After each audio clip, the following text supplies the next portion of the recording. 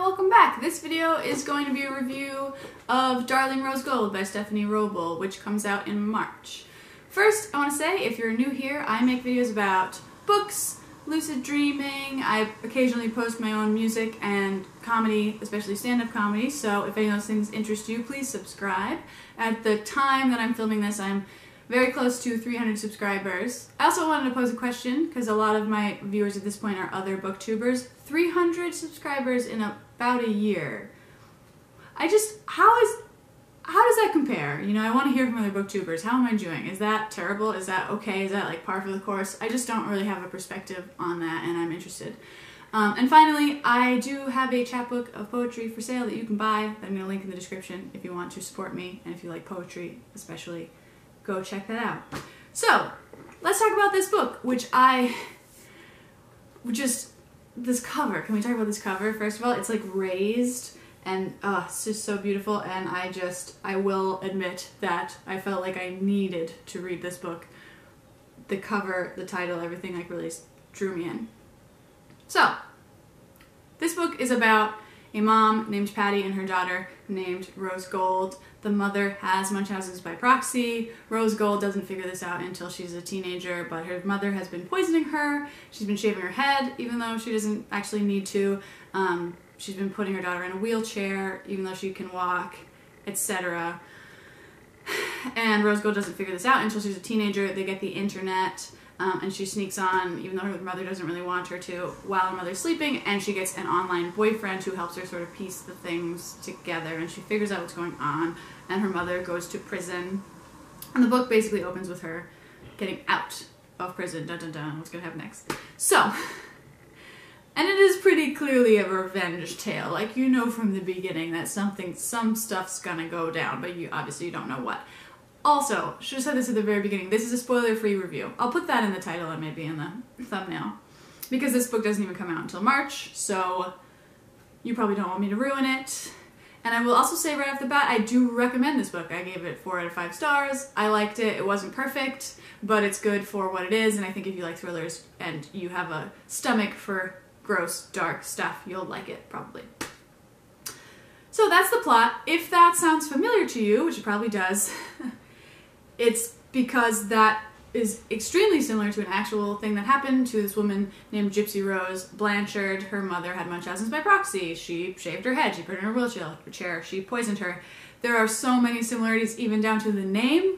Gypsy Rose, Rose Gold. I have questions about this that I'm going to get into at the end of the video, but yeah, this might be ringing a bell to you, or it could be ringing a bell because they just made a Hulu series called The Act that is also about that news story, that is explicitly about that news story.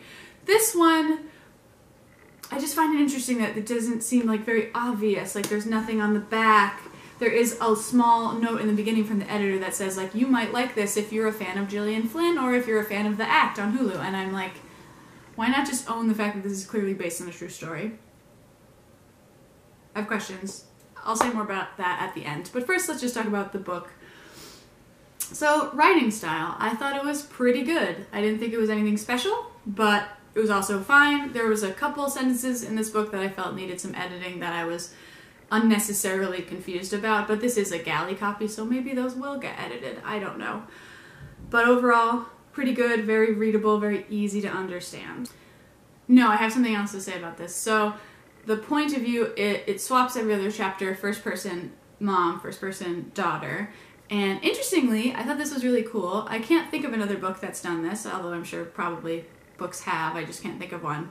The mom's perspective is present tense, what is happening in the present. The daughter's perspective is past tense. It starts with the mom getting out of prison, and then it backtracks several years and moves up slowly towards the present, which is really effectively done, like really well executed on the author's part, because the pacing is just perfect. Every chapter you get new questions and you have to wait a long time for them to be answered, and I just feel like it has a lot to do with her decisions about the timeline and the reveal of information. So I found that to be really impressive and cool. I was like a little jarring at first to go from past to present tense, but I feel like that's the kind of thing that honestly some readers might not even notice. It only kind of struck me at the beginning, and then I got used to it.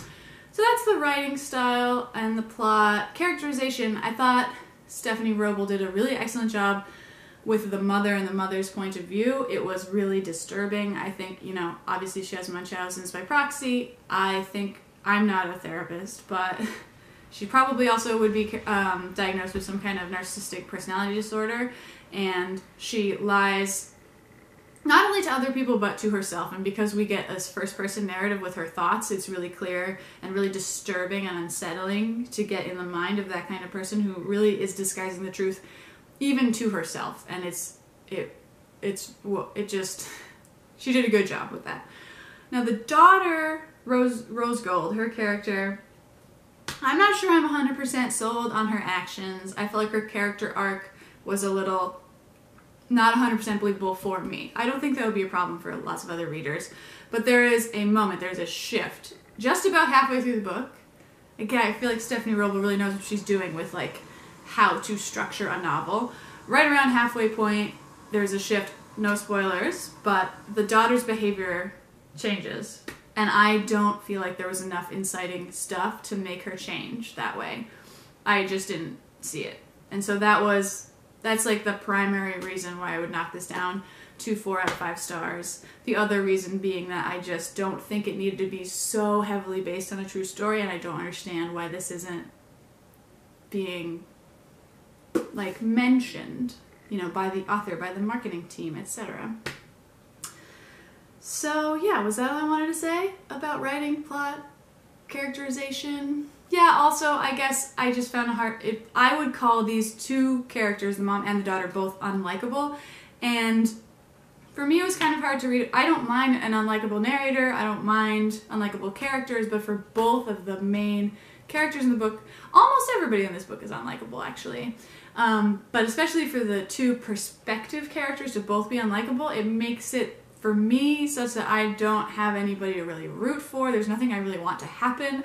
This book is just a train wreck. It's just a car crash that you're watching in horror. So if that appeals to you, then read it. It is good for that. It is a good example or version of that. But it's not... It's clearly this like revenge, redemption tale. But you're not like... I was certainly not like cheering at the end by any means, because both characters are really unlikable. So that to me was a flaw, but I don't really know how that could have been fixed. You know, with the book structured the way that it is, there's no other, I can't really picture it structured any other way, and it really hinges on that character arc. So you kind of just gotta suspend your disbelief in order to enjoy it. And finally, yeah, a few more notes. I mean, I could give you a whole breakdown of the actual news story, the real true events versus the TV show versus this book, but it's just kind of a question mark to me. It reminded me of reading The Girls by Emma Cline, which was a really fun book and a good book, in my opinion, but it was clearly based pretty heavily on the story of the Manson family, which is like a historical event that I know pretty well, and it was just sort of weird to read this fictionalized version that didn't differ as much as I would have liked it to. Now, this book is really different in terms of the plot. So, like, if you know the Hulu series or you know the true story, it's not ruined, it's different. But the setup is almost identical, right down to things like the mom being, you know, a really popular person in her community who volunteers a lot and who is fat even. Like, why that's such a small detail, I don't really know why that would need to be the case in this book, as well as the show and the actual story. I don't know, I also feel like it's veered like kind of close to some fat-phobic comments that I didn't really love. So that's another thing that contributed to being 4 stars instead of 5 stars for me, but I would overall recommend this book. So, comes out in March. If you're interested, you can put it on your to-be-read list. You can pre-order it now. You're welcome, Stephanie Roble, for this advertisement for your book. I do recommend it. I think if you like thrillers, especially if you have, you know, a stomach for this very dark, unsettling stuff and getting in the head of disturbing people, this does a really good job of that. So I would recommend it. That's all I have to say for now. Please subscribe to my channel, and I'll see you next week.